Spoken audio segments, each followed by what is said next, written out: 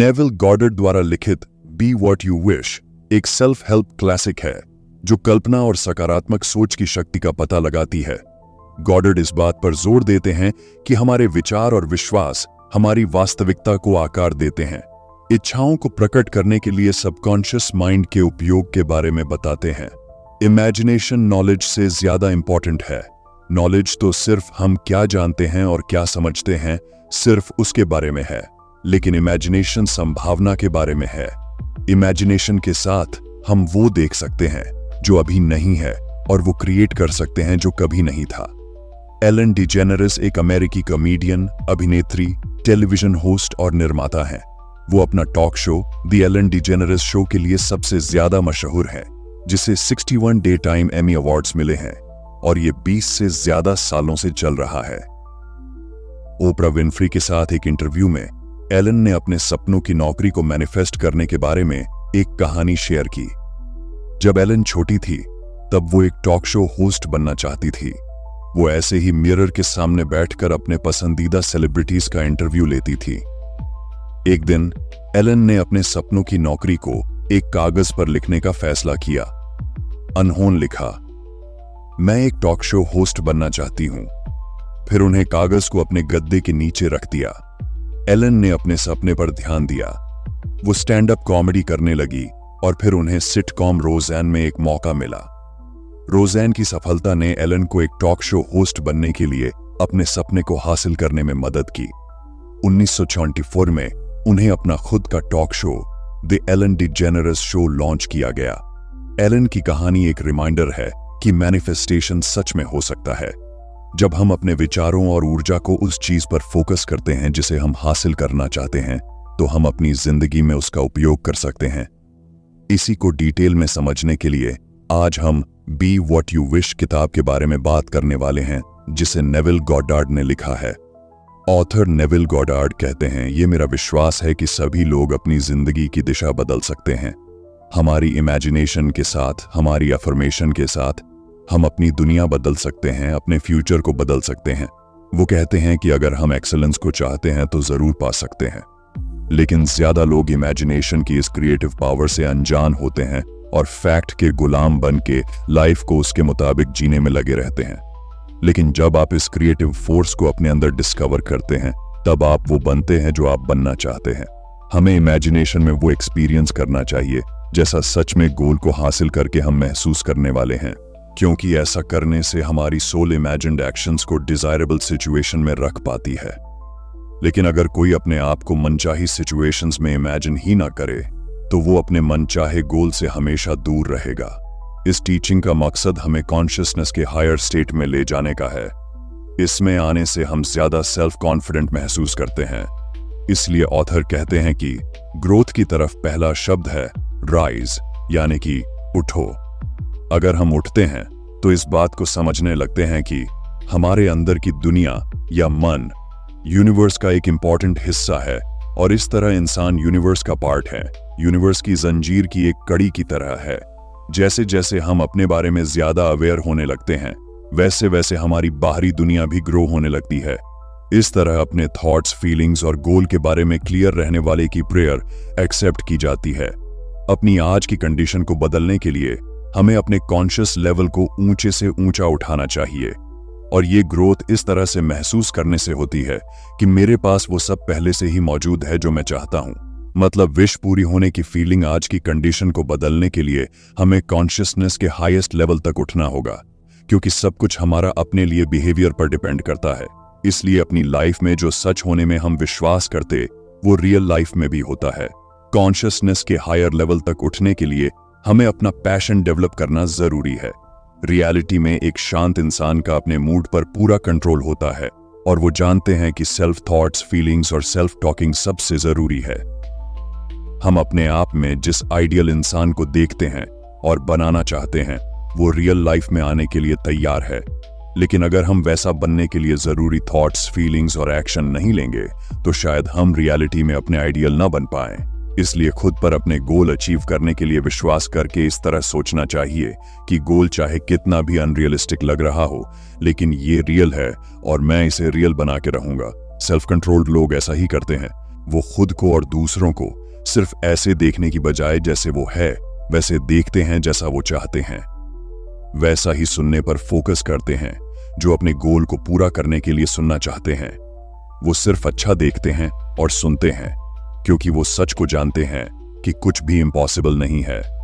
जैसा हम इमेजिनेशन में दुनिया को देखते हैं, असली में ये वही है। फैक्ट्स नहीं, बल्कि इमेजिनेशन हमारी लाइफ को आकार देती है। ये एक्टिव माइंड है जो इस दुनिया में रहता है, जिसे इमेजिनेशन कंट्रोल कर सकती है।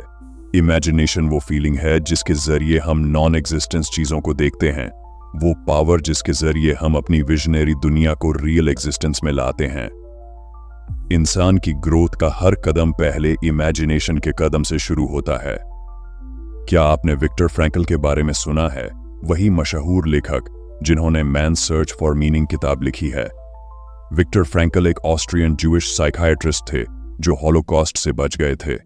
उन्हें नाजी कॉन्सेंट्रेशन कैंप्स में 3 साल के लिए जेल में रखा गया था, जहां उन्होंने ह्यूमन क्रूअल्टी के कुछ सबसे ज्यादा भयावह एक्ट्स देखे और अनुभव किया।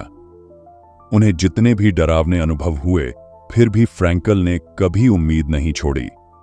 अपनी इमेजिनेशन का उपयोग अपने लिए एक बेहतर रियलिटी बनाने के लिए किया। वह खुद को लेक्चर्स देते और अपने अनुभवों के बारे में किताबों में लिखते हुए इमेजिन की। उन्होंने खुद को अपनी पत्नी और परिवार के साथ रियूनियन करते हुए इमेजिन की। फ्रैंकल की इमेजिनेशन ने उन्हें हॉलोकॉस्ट से बचाने में मदद की।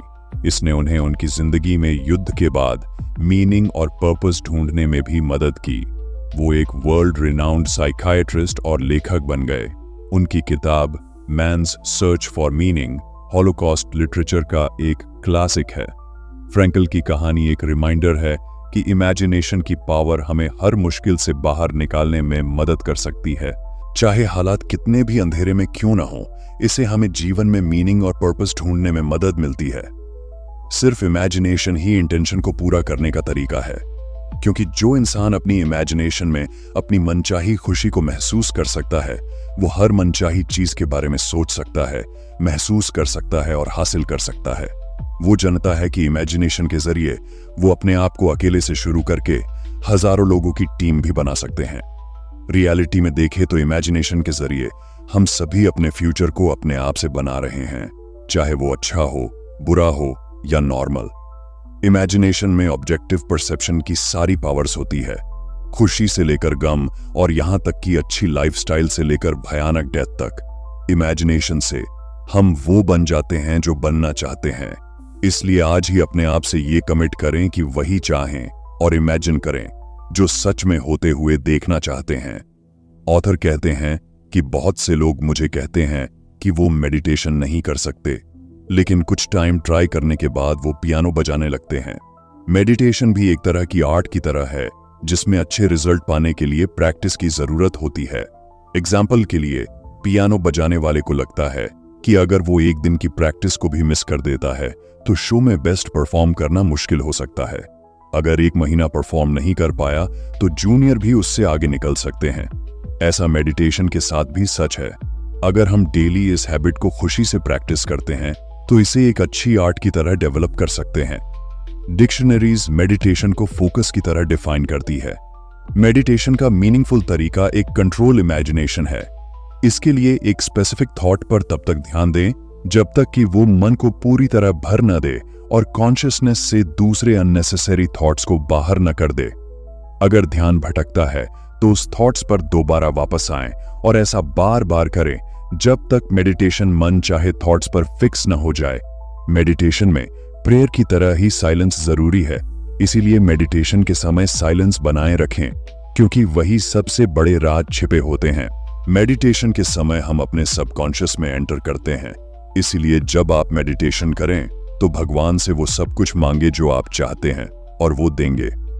मेडिटेशन एक टूल की तरह है जो बाहरी दुनिया के इफेक्ट को कम करता है और मन के इंटरनल पॉजिटिव थॉट्स को बढ़ावा देता है, और मेडिटेशन में माइंड रेस्ट की कंडीशन में आने लगता है। असम्पशन का नियम कहता है कि जो भी आप सच मान लेते हैं, यानी कि अस्यूम कर लेते हैं, वो आपकी वास्तविकता बन जाती है। ऑथर बताते हैं कि 2 लीडिंग यूनिवर्सिटीज में रिसेंटली मान्यताओं असम्पशंस पर किए गए एक्सपेरिमेंट्स के बारे में, इस बड़े सच के बारे में पता चला कि जब आप किसी चीज को देखते हैं तो वो क्या है उस पर डिपेंड नहीं करता, कि बल्कि इस बात पर डिपेंड है करता है कि आप उसे क्या देखना चाहते हैं या उसके बारे में क्या अनुमान लगाते हैं। जिसे आप फिजिकल वर्ल्ड में सच मानते हैं वो रियलिटी में एक रिसेप्टिव वर्ल्ड है। किसी चीज से आपका पर्टिकुलर रिलेशन उस चीज के रिलेशन में आपकी फीलिंग्स को इन्फ्लुएंस करता है। ज्यादातर लोग बाहरी दुनिया की रियलिटी में विश्वास करते हैं क्योंकि वो इस सीक्रेट को नहीं जानते कि एक्सटर्नल वर्ल्ड भगवान और हमारी इनर पावर का ही रिजल्ट है। इसके लिए माइंड और उसके इफेक्ट को समझना चाहिए और सिर्फ हमें उस कंडीशन पर फोकस करना चाहिए जो हम डिजायरेबल सेंस से देखना चाहते हैं। जब हमारी डिजायर्स रियलिटी की तरफ बढ़ने लगती हैं, जब इसे हासिल करने के लिए थॉट्स नेचुरली प्रोड्यूस होने लगती है, तो हमें अपनी जिंदगी में मनचाही कंडीशन को सच बनाने का मौका मिल जाता है। इसलिए हर किसी को अपने मेडिटेशन के दौरान कंट्रोल करने और मनचाही कंडीशन पर फोकस करने के लिए अपनी कैपेसिटी के अकॉर्डिंग सबसे बेस्ट प्रैक्टिस ढूंढनी चाहिए। ऑथर कहते हैं कि मैं अपने आप को सबसे अच्छी कंडीशन में तब पाता हूं जब मेडिटेशन की कंडीशन में होता हूं, क्योंकि ये एक ऐसी कंडीशन है जिसमें मैं नेचुरली अपनी इमेजिनेशन को कंट्रोल करता हूं और मेंटल डिजायर पर अपना फोकस करने के केपेबल होता हूं।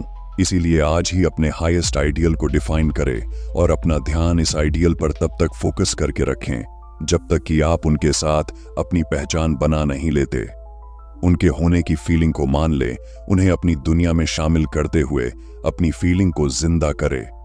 डिजायर्स को मानना और उसका होना सबसे पहली कंडीशन है। इसलिए जो अपने आप को बनाने की डिजायर करते हैं वो बन सकते हैं। जरूरत है तो विश्वास करने की, उसके लिए सब कुछ पॉसिबल है जो विश्वास करते हैं, क्योंकि विश्वास उन चीजों और उन बिलीव्स का सार है जो अभी तक देखी नहीं गई। फीलिंग सक्सेसफुल प्रेयर का सीक्रेट है, क्योंकि प्रेयर में हम अपने आप को आंसर की गई प्रेयर की सिचुएशन को महसूस करते हैं और फिर उस विश्वास पर काम करते हैं। क्रिएटिव इमेजिनेशन के सभी तरीकों में फीलिंग के एलिमेंट्स शामिल हैं। सभी इमोशनल कंडीशंस क्रिएटिव इमेजिनेशन को अफेक्ट करते हैं। फीलिंग और इमेजिनेशन वो सेंसेस है जिसके थ्रू हम बहुत दूर की चीजों को भी फील कर सकते हैं। इंसान की हर बेटर फीलिंग उसके लिए खूबसूरत दुनिया के किसी ना किसी गेट का इनोवेशन है। इसीलिए आइए हम लोगों को उनकी आउटर लाइफस्टाइल की ऊंचाइयों से नहीं बल्कि उनकी इमेजिनेशन और फीलिंग्स की ब्यूटी से मेजर करें। तो दोस्तों, इस समरी में हमने इमेजिनेशन और एफर्मेशन के बारे में जाना। इनका इस्तेमाल करके आप अपनी लाइफ की प्रॉब्लम को सॉल्व कर सकते हैं और अपनी आज की लाइफ को डिजायरेबल लाइफ की तरफ ट्रांसफॉर्म कर सकते हैं। मुझे उम्मीद है कि आपने कई इंपॉर्टेंट लेसन सीखे हैं। अब उन्हें अपनी लाइफ में अप्लाई करना शुरू करें और अपनी इंटरनल और आउटर दुनिया के डिजायरेबल टारगेट्स हासिल करें। जल्दी मिलते हैं और भी बेहतर समरी के साथ, और चैनल को सब्सक्राइब करना न भूलें।